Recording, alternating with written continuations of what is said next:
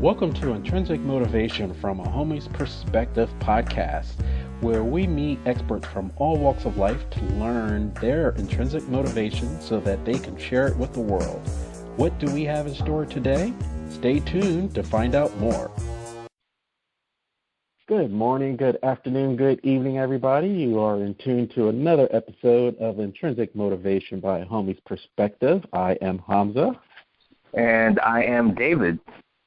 And today we have a well-known, I'm really humbled by having her on the podcast today. We have an individual who is definitely well-known in the spiritual community. She is well-versed in a multitude of modalities. I know whenever I come across a modality or something new of interest, I always have to run it by this person because he is our spiritual Wikipedia. Without further ado, I would like to introduce Debbie Loshbough to the podcast. Welcome to the podcast, Debbie. Why, thank you. That was quite an introduction. I love it. The spiritual Wikipedia. We always love it because some people like structure before we do a podcast, and we kind of like going with the flow. So we like staying in present moment. And that spiritual Wikipedia spoke to me, and I was like, that is Debbie in a nutshell. Yeah. Well, I'm honored. So let's jump right into it, Debbie, because, we know you, David and I know you really well, but just for our audience, we're going to talk in further detail about energetic fusion, but if you can tell us more about Debbie and what you're currently working on today that the audience will want to know about. Okay. I am an Army brat, so I've lived everywhere. So therefore, I don't have much of a desire for travel. I'm kind of happy where I am here in Roswell, Georgia. And I spent 30 years in IT.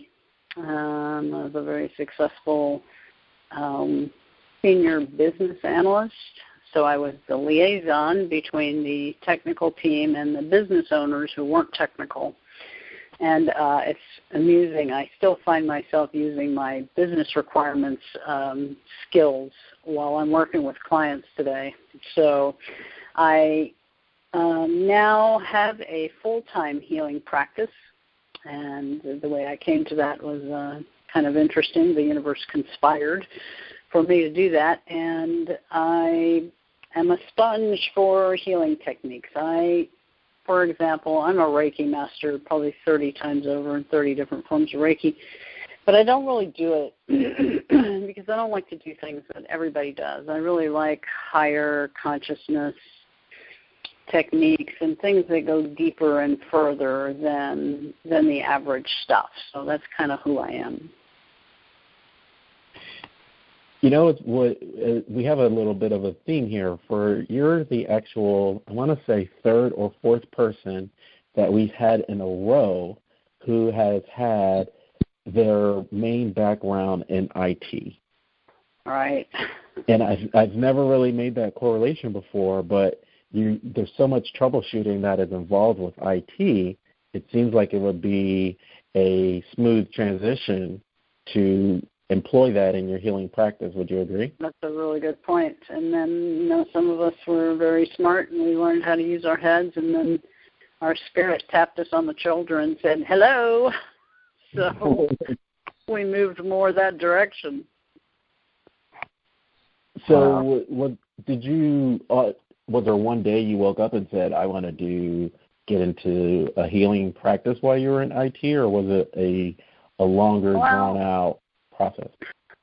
Well, something in me felt a little bit of shame for not finishing college and not having a degree, and here I was in this field with all these brilliant, I used to be the smartest one in the class until I got into IT. I'm telling you, these people are brilliant. So I was like, middle, and I really didn't want to go back to college, but I wanted something, and I was very attuned to massage. when I used to drink, I used to walk around the bar and give people massages and get free drinks all night. So everybody said, you have a real gift for this. You should go learn it. So I went to the Atlanta School of Massage, and I did the program there in 1995. And so I never wanted to do it full-time. I just wanted to do it part-time, and even part-time, I burn out. It's a high burnout profession, and so I don't even like to do it for friends anymore. So I really moved on past that. And then in 2005 or 2004, I can't remember. No, 2007, excuse me. I should know, it was my 50th birthday. So in 2007, my mom wanted to send me on a trip. This was her thing. Oh, go somewhere. Have a good time. We'll pay for it. And like I said, I'm just not a big fan of travel. So I said, okay, well, let me go to the Louise Hay seminar. There was an I Can Do It seminar in Tampa.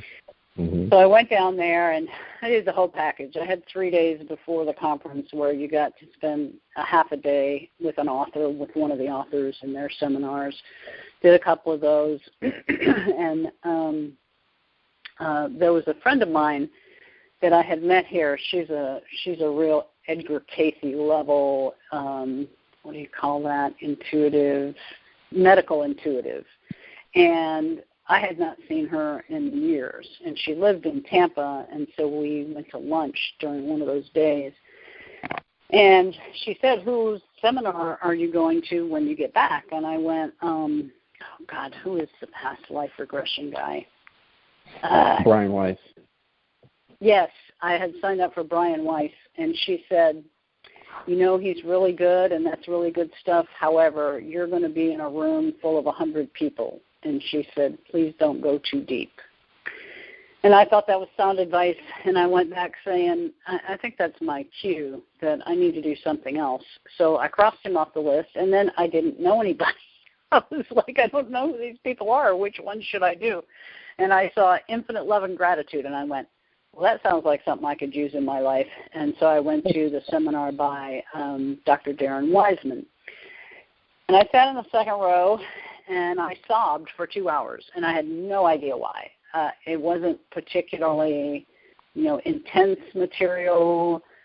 I don't know what it was, but I walked out of there. I couldn't move for 2 hours. I had to sit on a bench and recover. And I'm like, I do not know what just happened to me in there, but I'm supposed to be doing this. And I went immediately upstairs and signed up for the course and did 3 long weekends in Chicago and learned the Lifeline technique. So I knew that I learned that in 2008. In 2000, and I finished it in December, I think, of 2008. And then in 2009, my job of 14 years got moved to a country called Mauritius. Quite frankly, I thought they were lying. I've never heard of that country. This has to be a lie. And then I watched the Olympics, and they had 6 athletes. So I found out it was really a place. But I really didn't know what to do after that. And I had some severance pay after that long of being there, so I had a moment. It was during the time where jobs were just impossible to find. And it took me a year to find another job, and that was in Charlotte. And I went and lived in Charlotte for a year. And so I came back from Charlotte, and my parents were in Huntsville, Alabama, which is 4 hours away, and my mom was very panicky. And she would call me, and she'd say, he's dying. And what do I know? I'm 4 hours away. I mean, it's probably not true, but you kind of got to go. And so I kept traveling up there on the weekends. And, 4 hours up and back doesn't sound like a lot, but it was so draining. And finally, I just said, I just need to move in and take care of this. And it was in a city that I can't stand, that is so not like me, and into a situation that was so devastating and draining. And then my dad passed away in 2011, and I got my mom moved back here to Atlanta, and I still, by then the market was back up, and I had like probably 500 resumes out there, and I'm not good at interviews, so I don't apply for anything I'm not absolutely qualified for, and I didn't get a phone call, I didn't get an interview, I got nothing. And so I lowered my standards. I tried for Macy's, where I had worked seasonally before. I even had 2 interviews at Starbucks and couldn't get a job. And I was just railing at God and the universe and, trying to take care of my mom. And she needed so much of my attention that I couldn't possibly take care of her, give her what she needed, and work full-time. So I was really kind of screwed. And it was sort of like, as I look back on it now, it was the divine saying to me, you said you wanted a full-time healing practice. So guess what? You're going to have a full-time healing practice. No extras, no job on the side, nothing. And that's the way it turned out. I built my practice a little bit at a time and was able to take care of my mom, and now it's full-time. So the universe conspired to get me here. Wow, what a story. Yeah. Yeah. So how did so originally when you did the courses in Chicago, that was the beginning of learning the lifeline technique? Yes. Okay. So just briefly talk about what the lifeline technique is, because I know that's kind of what led to the energy. It is. It was my first foray into real healing work, and that technique was created by Dr. Darren Wiseman, and it involves what some people would call a mudra. It's actually the sign, the American Sign Language sign for I love you. If you put 5 fingers up and you put your 2 middle fingers down, that's the sign for the little finger is I, and then you have the L with the index finger and the thumb, and then the thumb and the pinky finger are the Y, so it's I love you.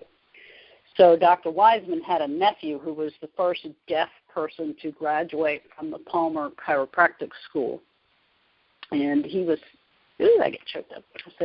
He was congratulating his nephew, and his nephew put up that sign to him with the 2 middle fingers down.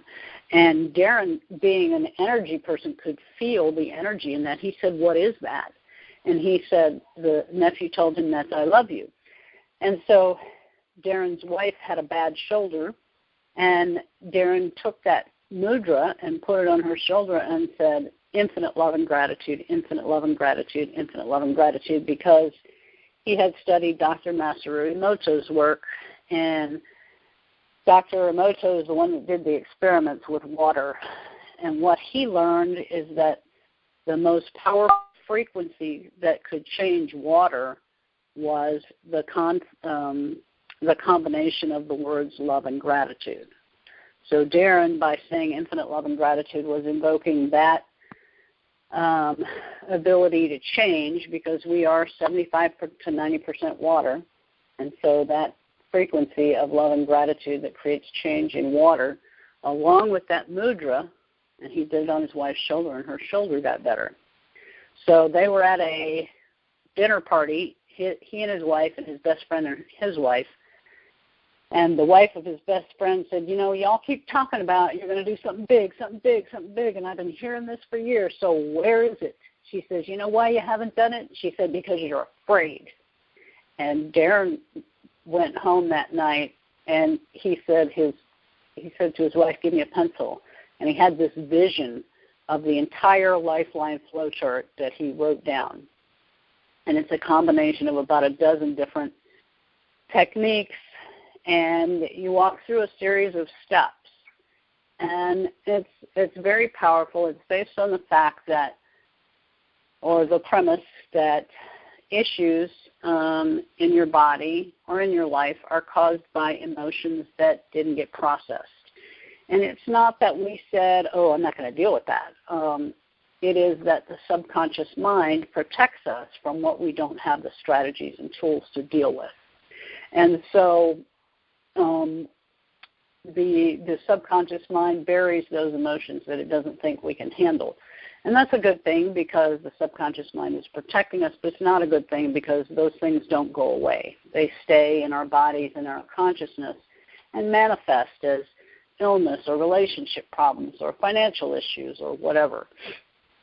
And so the Lifeline technique is able to walk through that and clear a lot of that up. And it uses portals, and anything could be a portal. I have a friend whose son died, and he played the guitar, and the mother holding the guitar was the portal into her subconscious mind. Or if you have a bad elbow and you put your hand on your elbow, that's going to make you weak, and that's an entryway into your subconscious mind. And all of this involves muscle testing or applied kinesiology to get to the answers you seek. Interesting. Did I just blow your mind? Yeah.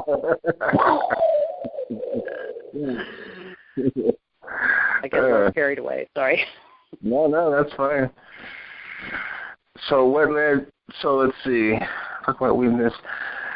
Playing full time. So that eventually, now when you energetic infusion is something you created yourself, right? Kind of your own creation. It is. It's known that Lifeline technique is a layering process. You clear out a layer, you do as much as the subconscious mind can handle, and then you go back again and you clear out another layer. And even with that, I was finding that I couldn't quite get to the end of things. I could make a lot of progress, but there were some things that I just couldn't quite get to the end of. And one of my gifts has always been that every time I learn a new technique, and being the sponge I am for healing modalities, I know a lot of them, but every time I learned a new technique, I knew exactly how to weave it into whatever I was doing. And the Lifeline technique is kind of unraveling the story and reweaving it. And so I was looking for other things I knew that might take me a little bit further, because I love the premise of the technique and it makes a lot of sense, but I wasn't quite getting there. So what I realized is that the best healers that I know use the Ewan method, Dr. Cam Ewan. And so I just was bound and determined to take this course. Well, he's old and he really doesn't teach anymore, and you can get it on video, which is really, the video is just him sitting at a table with a microphone. And I did the one course on the physical body, but it's just, without anybody to ask questions to and no interaction, it just wasn't worth what they were charging for it. And so I tried to find a UN teacher. Well, most modalities you have to pay every year or every 2 years or whatever to recertify. And so he upped his fees so much for teachers of the Ewan method that they stopped teaching it. So I couldn't find anybody to teach it. So I went and bought a couple of his books, and I got the idea. And I don't do the Ewan method, but I use some of his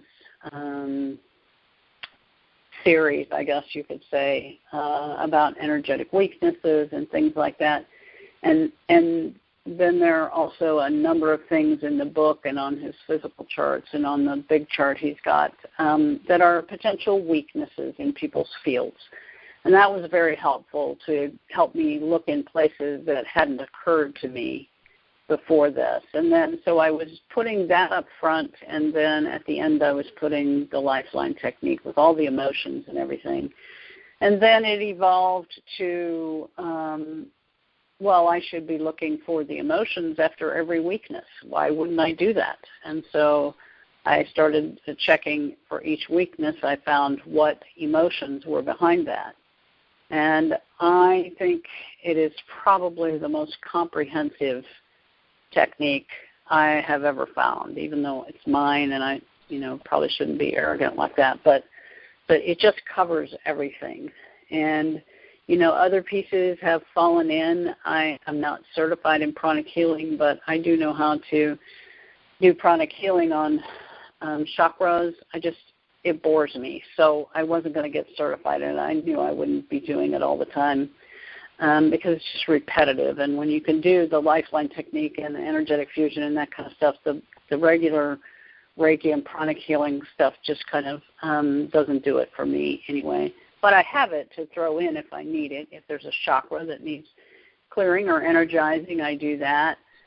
I pull some pieces from Atlas Balancing or sound code therapy. If somebody needs a sound code that would be helpful to them, then I use that sound code. I learned from Higher Brain Living how much a part of how much a part of all of us the lower brain is and how it tries to sabotage everything. So I've learned to, within this process, try to declutch the lower brain. And so I just have taken everything I know and put it together into this technique that I think is extremely comprehensive. Wow. So what would you say, when you talk about weaknesses, what exactly do you mean when you talk about a weakness? Well, our energy, whether it's our physical body, our etheric body, which is kind of the blueprint, our emotional body, our mental body, which is thoughts, but it's also memories, and our other spiritual bodies all interact in our body and in our life. And all that needs to function perfectly together. And when it doesn't all flow perfectly, you can have a weakness. And the weakness could be, a physical organ isn't working correctly. It could be that you're either not ready, not willing, don't feel you're able, don't feel safe, don't feel deserving. There's affirmation type stuff. There's some spiritual connectedness, like your soul to your spinal cord, your mind to your body, that type stuff. There are fears that can create a weakness. And a weakness is like a light switch. I search through all these things to find a weakness, and it's like a light switch that's off, and I just flip it on. So it's no big deal. But getting everything flowing together again is the idea of getting rid of all those weaknesses. And there can be hundreds. There can be hundreds of weaknesses. Anything could be a weakness. So, needless to say, there's many possibilities. So, how did you find the 64 chakras? How did you discover that? Oh, that's interesting. I'm the only person I know of that works in 64 chakras, and I can't find any information on it anywhere. But it came to me very organically, so I know that it's valid. So most people work in 7 chakras, and I knew there were at least 15 before I started. And I knew that the 13th one is in the center of the earth. So most of them go up, but that one does go down, connecting us to the center of the earth. And so, like, one of the questions that I might ask in a session and test for is, are there any chakras that have emotions to be cleared? And at first it was just the first 7, and then I started getting up to 15, and I was like, well, I've heard of 15 chakras, so okay. And then I suddenly started getting 16 through 22, and I thought, well, that's odd, but it was happening in more than one person, and it started happening at the same time. And so I thought, well, okay, 22 is a master number. That's probably all there is. And then I started getting, 3 to 4 months later, I started getting between 23 and 33. And I went, well, that's got to be it, right? And it was 6 months after that, I started getting all the way to the 64th chakra. Now, it hasn't gone any further than that, but my thought or belief is that those chakras were already there, but they weren't open in people. until this last couple of years. And they started opening up in certain people, and then they started opening up in everybody. So first through 22, and then another set opening up to 33, and now all the way to the 64th chakra. And I can't, I can tell you what each of the 7 chakras does. I cannot tell you beyond that what each of these chakras does or what the color is that goes with the chakra or anything like that, but it doesn't really matter because I can pull out the emotions that need to be cleared, and the only one I'm fairly certain about is the 64th chakra. This seems to be blocked in almost everybody, and I believe this is our connection to the divine, and it has been shut down for a while. And so opening up that 64th chakra reestablishes that deep connection with the divine and the memory of who we really are. So. Wow.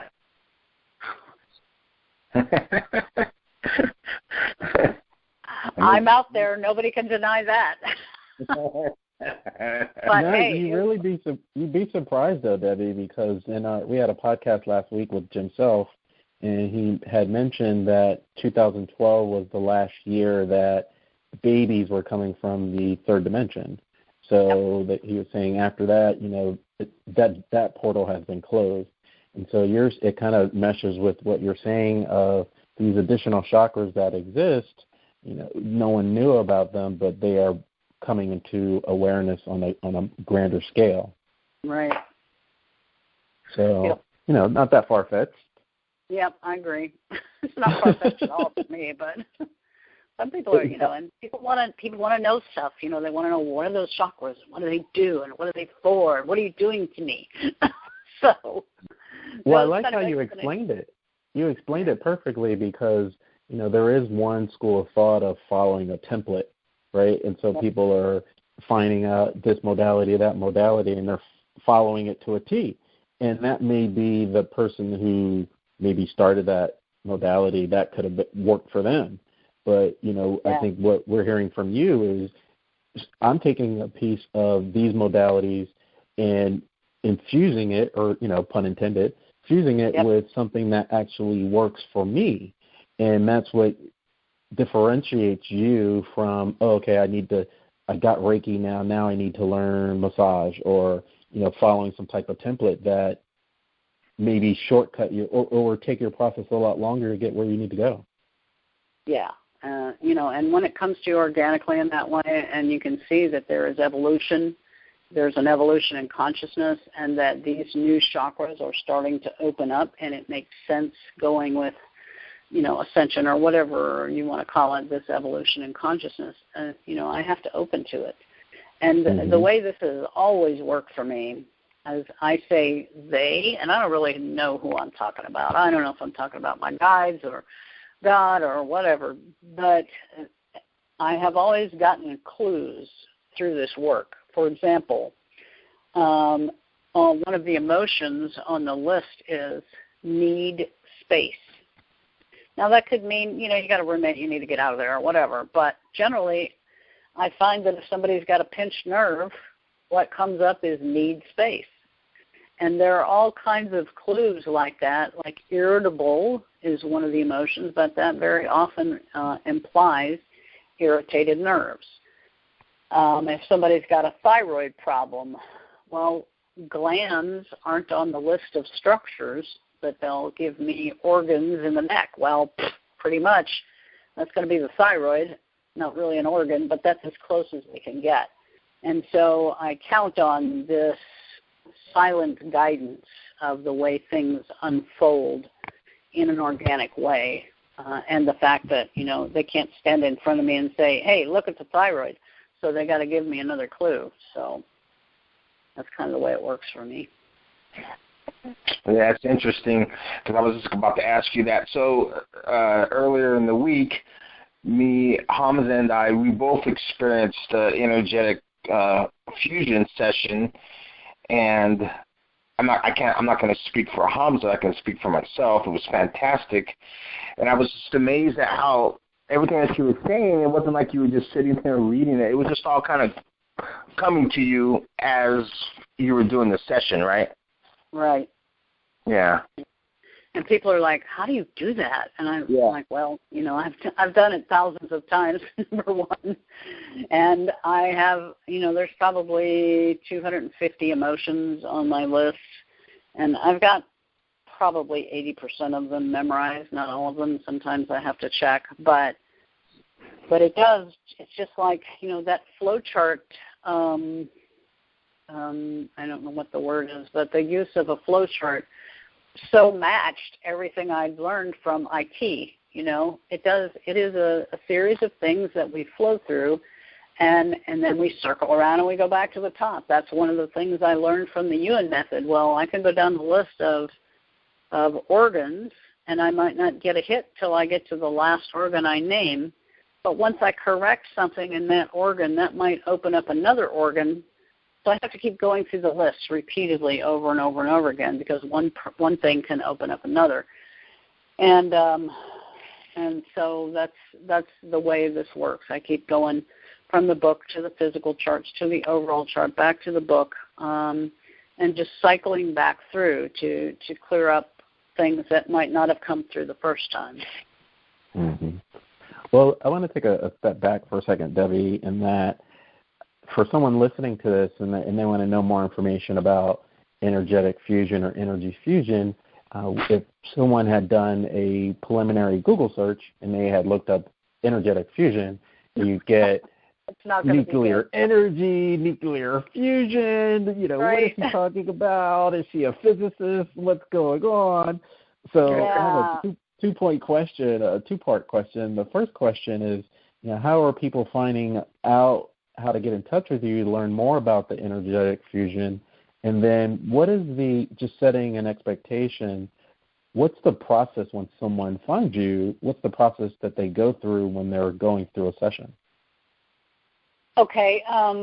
There's nothing out there on energetic fusion because it's my own modality. And I was like, what in the world do I call this? And I just heard in my head energetic fusion. I'm like, well, that kind of makes sense. I'm fusing all these different modalities. But you're not going to find anything about it except on my website.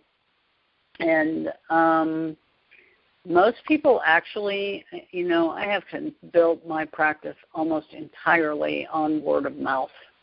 One person telling another. Occasionally, like a couple weeks ago, I did a holistic fair, and I sit there and I do free sessions on people at the holistic fair all day long for 2 days.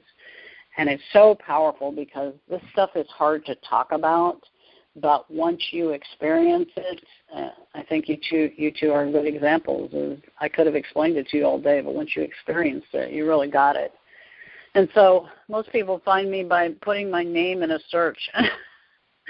And my web guy said, your name is the most powerful piece of information on the Internet. And I said, his name was Todd. And I said, if your name is Todd Wilson, it's probably good to have a website named Todd Wilson because there are many, and that way they could find you. But when your name is Debbie Loshbough, first of all, there's 18 ways to spell Debbie, and nobody can spell Loshbough. So, but I did. I got a domain with my name in it, and that's actually how people find me. Then they get sent over to my regular site. So as far as the process goes, I ask people to send me a list of what they want to work on in priority order.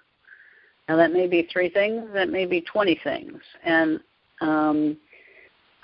we get to what we can get to in about an hour and 15 minutes, maybe a little longer for the first session because there's a lot of explanation that has to take place, obviously.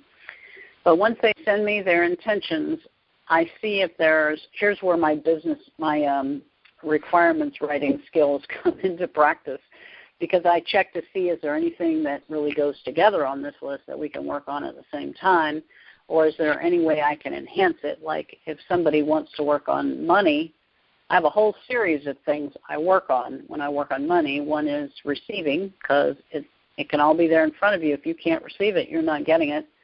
Another is deserving, because so many people feel like they don't deserve it, and that is going to keep you from manifesting it. Manifesting is another thing I work on. So I play with these issues that they'd like to work on, and then when we get together, the first thing I do is balance all their connections. So let's make sure the spirit's connected to the body, and the body to the spirit, mind to body, earth to the body, and then the divine and the earth connected to your the field of the heart is what I call it, but it's really your energetic field. So we do all these connections to get you settled.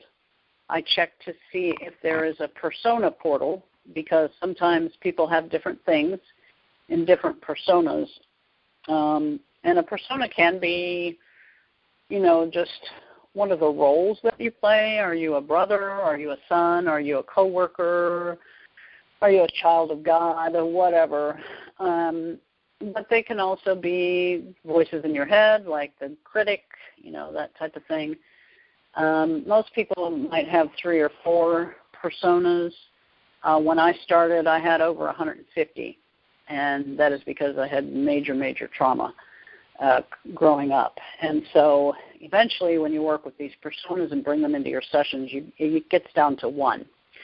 But I make sure I'm in the right persona, because just like somebody with a split personality, one personality can have diabetes and the other one won't. Various personas have different things to work on. So we figure out if that's a part of it, and then I try to break it down into manageable pieces, because I could do everything at once, but if I do smaller bites, you're going to get more, you're going to be able to clear more. And so we'll take the first issue and we'll see where are the weaknesses. And so I have the Ewan book has a number of 14 pages of weaknesses actually, and that's anything from physical to past lives to ancestors to fears to psychological or mental things to triggers to memories, all kinds of stuff. And then once I've cycled through all of that, for each weakness, like I said, it's like a light switch. It's off and I flip it on, and then we check for what are the emotions behind that. So maybe you have an issue with not being willing and to do what it is you say you want to do. And perhaps the emotion behind that is fear. That would make sense. Or trauma, or, there could be any one of these 250 emotions. And so with each emotion, I have you connect to that emotion and take your mind with that emotion and take it down the spine and back up. And that is part of Ewan theory. A lot of Ewan comes from the martial arts. And anything you do along the midline of the body strengthens you. And so you take it down the mind, take the mind down the spine and back up. That clears it. And I'm saying infinite love and gratitude at the same time. So we walk through all the weaknesses in the book, if there's any on the physical charts, if there's any on the overall chart, which is mostly quantum physics. And then we find out where's the overall weakness. And there are 16 overall weaknesses, from physical to spiritual to energetic to health to relationships to social. And for each of the major weaknesses, I then check also for the emotions. And then I move on beyond that, asking if there are any overall emotions related to what we're working on. Then I ask if there are any lifeline portals. Lifeline, like I said, uses any number of portals that anybody can make up, anybody can use. There's one particularly powerful one that I wrote called a trigger portal. And let's say you're working on anger. If there's a trigger portal on anger, we're going to find out where all the triggers are that are related to that anger. And they might be in a chakra, in the physical body. They might be in a system, the nervous system. They might be in the emotional body, the mental body, the fear body, the pain body. They might be a combination of things from this life. They might be from past lives. There's all kinds. They might be generational. They might be vibrational, meaning you're not really you are resonating with anger. And so we want to clear that up, because that is your natural vibration at that moment. And then after we get through all the portals, we're really truly in the lifeline technique, which is much shorter at the end of this than it would be in a session by itself. But we find out where is the imbalance. It's the imbalance that causes the symptoms, which can be emotional, biochemical, structural, spiritual or energetic, and I added cosmic or celestial, and also vibrational.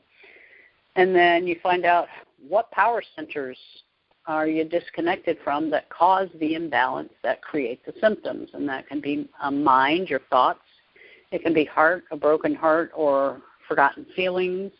It can be your will and your choices, your denied will and your denied choices, for example. Or it can be voice. And in voice, it can be inner voice and inner truth, or outer voice and outer truth.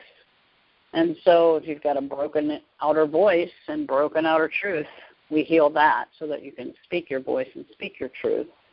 And so that disconnection from whatever power center is what created the imbalance that caused the symptoms.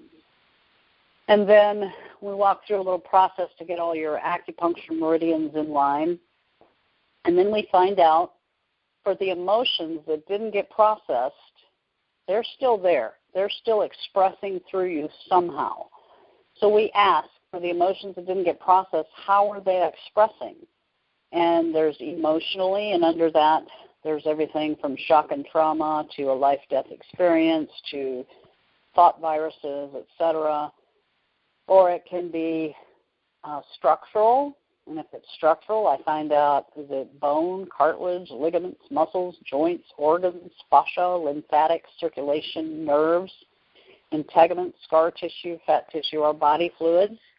And once I find out which one of those, say it's body fluids, I say in a specific region, and if I get a yes, then I want, is it in the head, the neck, the upper extremity, etc. So we find out how it's expressing, let's say body fluids in the head, or that to me is brain chemistry. And then we say, what are the emotions that are trying to express through body fluids in the head? And then I'll go through and I'll find the emotions, just like I have the rest of the way through.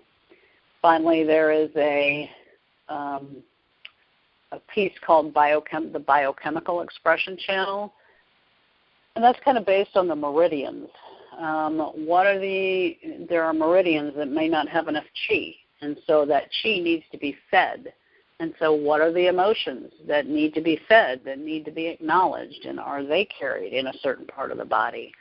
Or there is drainage. Perhaps in an acupuncture meridian there's too much chi and it needs to be drained. So these are toxic emotions that need to be drained. And then this is where I've altered the lifeline technique a bit, because that's my nature. And I added a third one that is stagnation. What if it's just not moving at all? So what are the emotions that have stagnated in the region of, say, the abdomen? And we clear those out. So we cycle through this until we've cleared all the emotions and all the ways that it's expressing. And then finally we find the holding pattern.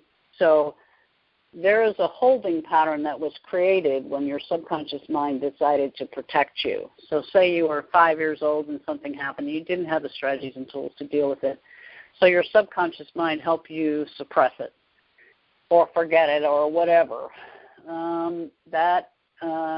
That created a tendency for that subconscious mind to continue to protect you, even though at this age you have the strategies and tools to deal with. It's a holding pattern now. So we break those holding patterns that make these things continue to return to you. And that can be in the body as some degeneration in the body. It can be in the spirit, which is always about trauma, and we clear the trauma. Or it can be a mind holding pattern, which is fascinating. A mind holding pattern is in one of the chakras. And for the first 7 chakras, we have glasses that are the color of the chakras. And so if I was with you and I was standing in front of you, perhaps you had a holding pattern in your 4th chakra. So I would test your 4th chakra and you would go weak. And then I would have you put on the glasses and pinch your hair. And once you do that, I would show you that your 4th chakra now tests strong. And that is the work of Dr. Bruce Lipton, who proved that what they taught us in elementary school isn't true. They taught us that the nucleus of the cell was the brain. And you can actually take the nucleus out of the cell and the cell stays alive.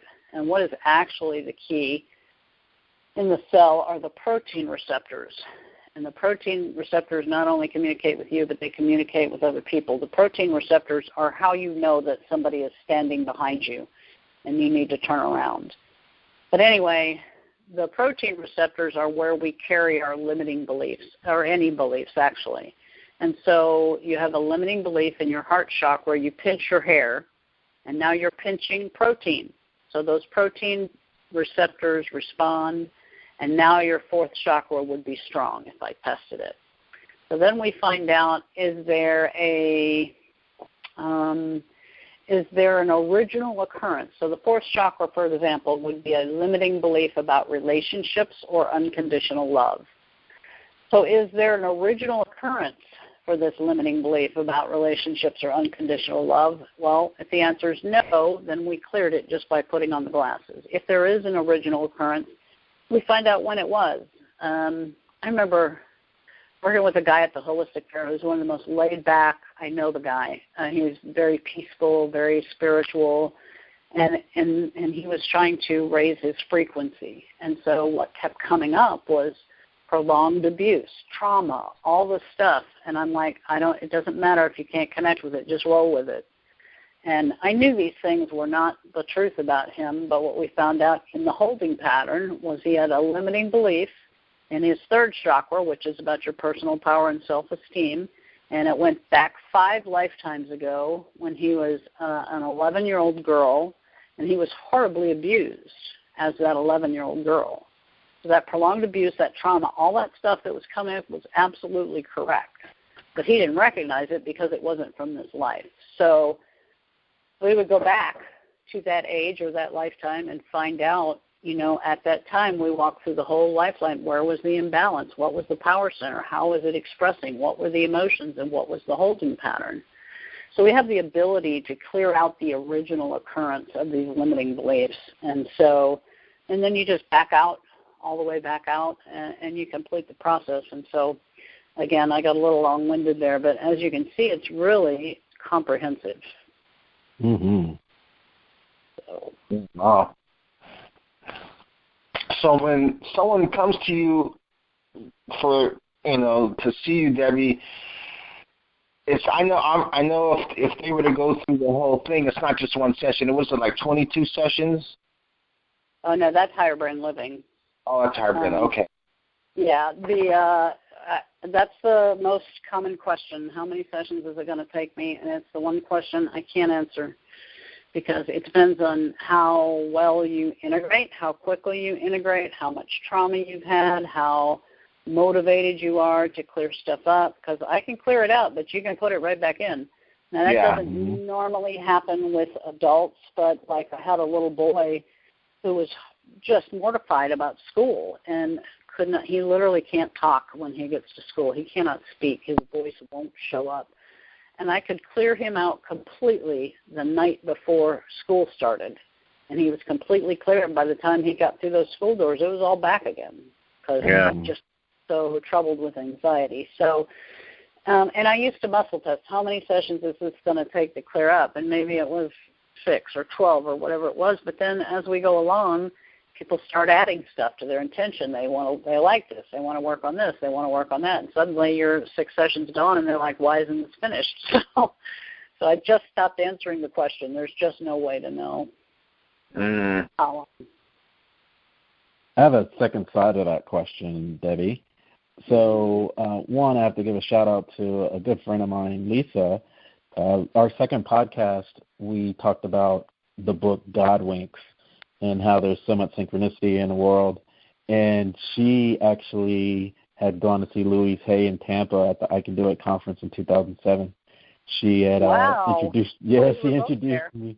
Yeah, what's funny is she actually sat in a Dr. Weiss session and told me about it, and I had gone to see Dr. Weiss out in Canada, which is... Brian Weiss or Darren Wiseman? No, Brian Weiss. Oh, and so it was like watching the screen of "Don't go down that hallway," and you guys could have been in the same room essentially. That is so weird. I love it. Yeah, when you said that lit me up. But so my second side of the David question of how long do we have to do this is you had a beautiful story, and everyone does, of what brings them to their current situation in life. And you had mentioned, working in IT for a number of years, and then you had done the I Can Do It conference, and then Darren Weissman and all this other stuff. Would you say that the energetic fusion is a work in progress as well? Because are you done with right? You're not done with modalities, and not that you're modality chasing, but you find different things that you can fuse into energetic healing, or are you looking at it another way? No, it's an open modality.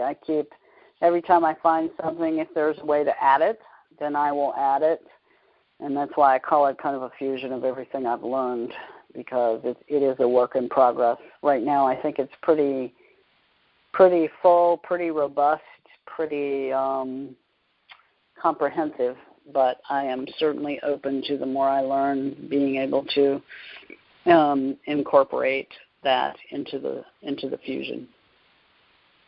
At some point you might, as you start adding stuff and it just gets to this mix of a lot of different things, you just might have to just call it the Debbie method.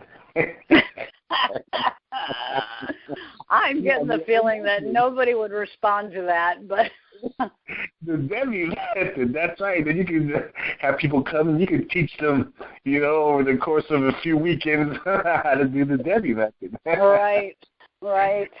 Yeah. Oh, Lord, I can only hope. How about the Debbie spiritual gumbo method? Oh, I like it. Yeah. Spiritual Wikipedia. I'm sold on that. You sold on that? You love it. I like it. So we'd like to stay in touch with you. That we're at the top of the hour, but we'd like to stay in touch with you because as you mentioned, someone may come in for an initial session and then realize they need 6 or 7 more, and that may be over a year, or maybe over 2 years. And I'm thinking over that time, you find other modalities to fuse into the energetic fusion. And as you do that, we'd love for you to come back and just keep us abreast of what's happening and new and fresh in Debbie's world. We'd love to have you back for that. Right, and I have other modalities that are equally as powerful. I have not figured out a way to fuse them with the energetic fusion yet, but there's definitely plenty to talk about. Yeah. So on your site, you talk about the energetic fusion, but if you can give out your website, and it has some of your other modalities on there, I'd love you to highlight that right now. Okay. Well, my website is Life on Fire Healing, inspiring you to have your optimal health in life, your passion for life. So lifeonfirehealing.com. Some of the other modalities I do are Higher Brain Living, which is 22 sessions. I will be doing a demo about Higher Brain Living at Phoenix and Dragon this Thursday, the 16th, and another one on Monday, December 11th. And we just wrote an article, Leslie Clayton and I wrote an article about Higher Brain Living that is published in Conscious Life Journal magazine this month, so I'm very excited about that. Also, I do Atlas Balancing, or it's called sound code therapy, and we use sound codes to straighten out the spinal column. It can be done remotely, so there's no touch involved, and that's an amazing modality. There's less than 50 people in the United States that do that, and I'm one of those. And then there is bioenergetic transmission, which is my latest technique that I am the most proud of. There's only 25 people in the world that do this, and I'm one of them, and it's hard to talk about, but it's really powerful. So all of that stuff is on my webpage. So fantastic.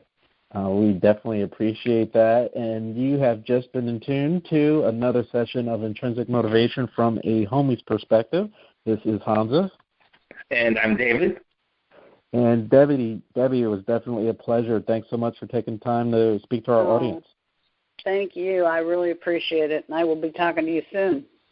All right. Sounds good. Thanks so much. Bye now. Bye.